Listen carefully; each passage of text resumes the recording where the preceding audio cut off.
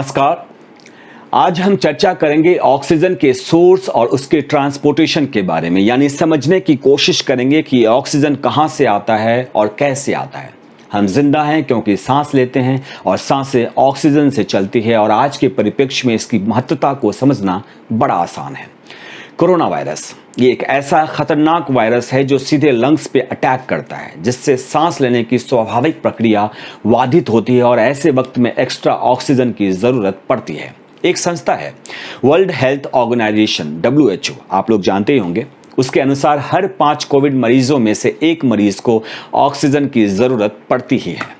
आपके मन में एक प्रश्न आ रहा होगा कि ऑक्सीजन की समस्या सिर्फ भारत में ही है, तो आंसर है नहीं।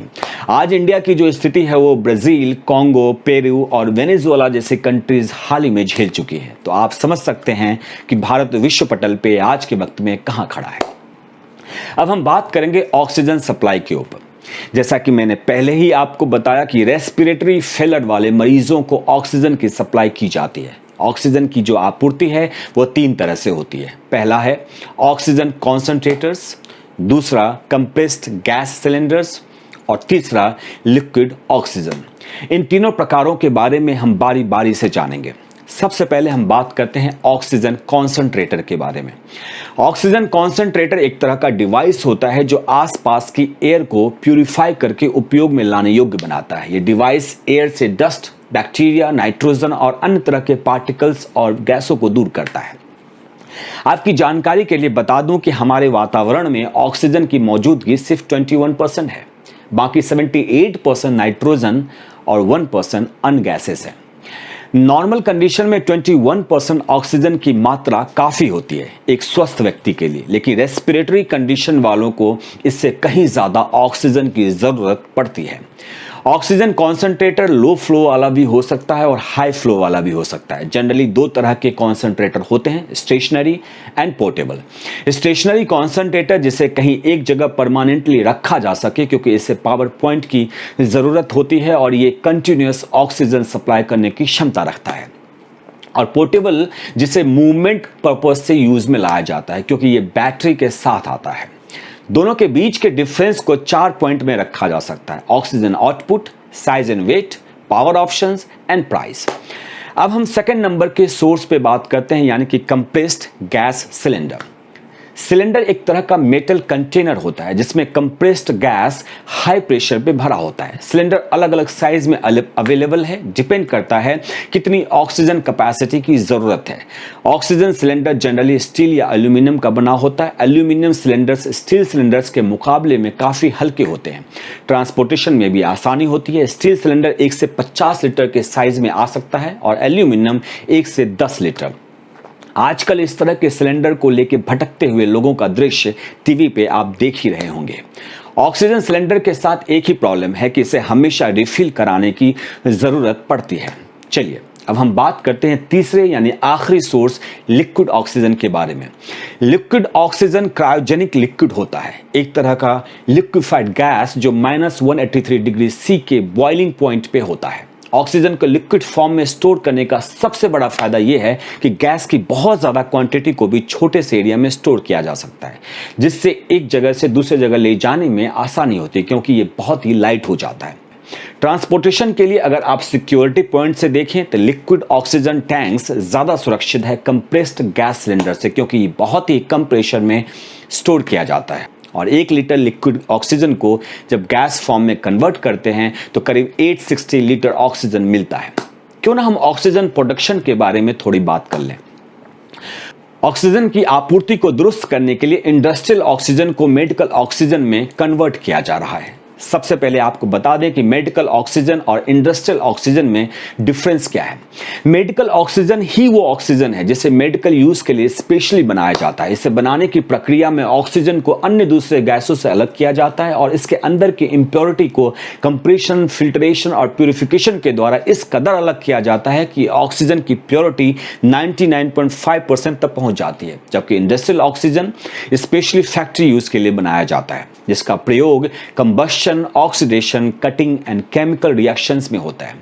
इसे ज्यादातर आयरन और steel industry, hospitals, pharmaceuticals units और ग्लास इंडस्ट्री में यूज किया जाता है।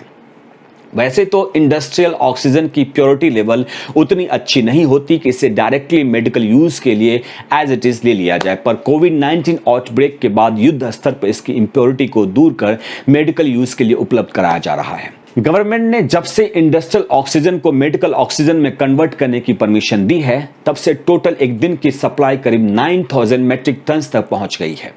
आइए अब एक नजर ऑक्सीजन प्लांट पे डालते हैं। इंडिया में ऑक्सीजन के दो तरह के प्लांट होते हैं। पहला एयर सेपरेशन यूनिट्स यानी ASU, दूसरा प्रेशर स्विंग अब्जॉर्प्शन यानी PSA। ASU लार्ज स्केल में ऑक्सीजन प्रोड्यूस करता है। इस यूनिट को शुरू करने के लिए ज़्यादा वक्त और बड़े इन्वेस्टमेंट की ज़रूरत होती है, और हकीकत में देखा जाए तो अभी इंडिया को ऐसे ही यूनिट्स की ज़रूरत भी है, मगर अभी की ज़रूरत को पूरा करने के लिए इतनी जल्दी इस यूनिट को बिठाना नामुमकिन है। इंडिया में मेडिकल ऑक्सीजन प्रोड्यूस करने वाली सबसे बड़ी कंपनी आइनॉक्स एयर प्रोडक्ट्स का कहना है कि 200 MT प्लांट को स्टार्ट करने के लिए अप्रॉक्सीमेटली 250 करोड़ के आसपास इन्वेस्टमेंट की ज़रूरत होती है, और इसे कंप्लीट करने में रफली 1 साल का वक्त जाता है। और अगर PSA की बात करें तो ये बहुत ही छोटा यूनिट होता है, जिसे कॉमनली 50 से 100 बेड्स वाले हॉस्पिटल में लगाया जा सकता है, जिसकी क्षमता एक दिन में मात्र 20 से 200 सिलेंडर्स प्रोड्यूस करने की होती है। इंडियन गवर्नमेंट ने ऐसे 551 PSA प्लांट लगाने का ऐलान किया है, जिस पे अनुमानतः 683 करोड़ खर्च होंगे। हालांकि इसे पिछले साल ही बनकर तैयार हो जाना चाहिए था, मगर मौजूदा सिस्टम की मेहरबानी है कि अब कहीं जाकर 1-2 यूनिट लगने शुरू हुए हैं। इस कड़ी में आगे बढ़ते हुए हम ट्रांसपोर्टेशन के बारे में भी थोड़ी बात कर लेते हैं। सबसे बड़ी समस्या ऑक्सीजन ट्रांसपोर्टेशन की आ रही है, क्योंकि लिक्विड ऑक्सीजन को बहुत ही लो टेम्परेचर में क्रायोजेनिक टैंकर्स के जरिए ही डिस्ट्रीब्यूट किया जाता है, और इंडिया में क्रायोजेनिक टैंकर्स का बहुत अभाव है। और दूसरी समस्या ये है कि ज़्यादातर ऑक्सीजन प्रोड्यूस करने वाली कंपनीज ईस्ट इंडिया के अंदर है, जबकि डिमांड वेस्टर्न और नॉर्थ इंडिया में ज़्यादा है। लिक्विड ऑक्सीजन एक ज्वलनशील पदार्थ है, इसलिए ज़्यादातर केसेस में एयरलिफ्ट करना सेफ नहीं है। इसे बाय रोड, रेल या सी के जरिए ही ट्रांसपोर्ट किया जा सकता है। इंडियन एयरफोर्स के द्वारा खाली टैंकर्स को वापस प्लांट में लाया जा रहा है, और इंडियन रेलवे ऑक्सीजन एक्सप्रेस के द्वारा ऑक्सीजन पहुंचाने का काम कर रही है। इसमें एक और कैच है, ट्रेन के जरिए सभी क्रायोजेनिक टैंकर्स को ढोया नहीं जा सकता। उसके लिए भी हाइट रिस्ट्रिक्शन है। 3.5 मीटर से ज़्यादा के हाइट वाले टैंकर्स ट्रेन से नहीं लाए जा सकते, और इंडिया में ज़्यादातर टैंकर्स 3.5 मीटर से ऊपर हाइट के ही हैं। हाइट रिस्ट्रिक्शन की सबसे बड़ी वजह है tunnels and bridges. Liquid medical oxygen LMO carry करने के लिए क्रायोजेनिक टैंकर्स को इंपोर्ट किया जा रहा है, और कई देश डोनेट और रेंट आउट भी कर रहे हैं। इस तरह के टैंकर्स को बनाने और यूज में लाने के लिए एक लंबी प्रक्रिया से गुजरना होता है, क्योंकि मामला सेफ्टी से जुड़ा हुआ है।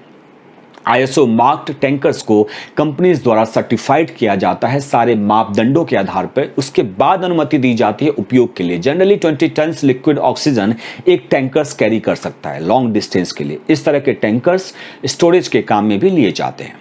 एक रफली कैलकुलेशन के आधार पर कह सकते हैं कि 10,000 लोगों को ऑक्सीजन सप्लाई करने के लिए 5 कंटेनर्स लिक्विड ऑक्सीजन की जरूरत पड़ती है। और अंत में गवर्नमेंट की एडवाइजरी और उस फॉर्मूला को समझते हैं जिसके तहत राज्यों को ऑक्सीजन एलोकेट किया जाता है। हेल्थ मिनिस्ट्री ने वार्निंग जारी की है ऑक्सीजन वेस्टेज और अननेसेसरी यूज को लेकर। सरकार का मानना है कि कई हॉस्पिटल में पाइपलाइन के लीकेज की शिकायत आ रही है, और साथ ही ऐसी भी खबरें आ रही है कि बिना वजह भी ऑक्सीजन पेशेंट को दिया जा रहा है। इन्हीं सब बातों को ध्यान में रखते हुए हेल्थ मिनिस्ट्री ने ऑक्सीजन की सप्लाई का फॉर्मूला फिक्स किया हुआ है, जिसके आधार पर ही राज्यों का ऑक्सीजन कोटा निर्धारित किया जाता है। इस फॉर्मूला के अनुसार 24 litre oxygen intensive care units यानी ICU और 10 litres oxygen normal oxygen beds को पर पेशेंट पर मिनट के आधार पर दिया जाता है। एडवाइजरी में यह भी कहा गया है कि पेशेंट्स को ऑक्सीजन सप्लाई पे तब तक न रखें जब तक उसका ऑक्सीजन लेवल 94% से नीचे नहीं आने लगे। शुक्रिया, आज के लिए इतना काफ़ी है। उम्मीद करते हैं कि हम अपने रिसर्च के जरिए आप तक उचित इन्फॉर्मेशन को पहुंचाने में कामयाब हुए होंगे। अगर आपको हमारा कंटेंट पसंद आया हो तो प्लीज़ सब्सक्राइब, लाइक, शेयर और कमेंट ज़रूर करें। धन्यवाद। फिर मिलते हैं एक नए टॉपिक और एक नई वीडियो के साथ। नमस्कार।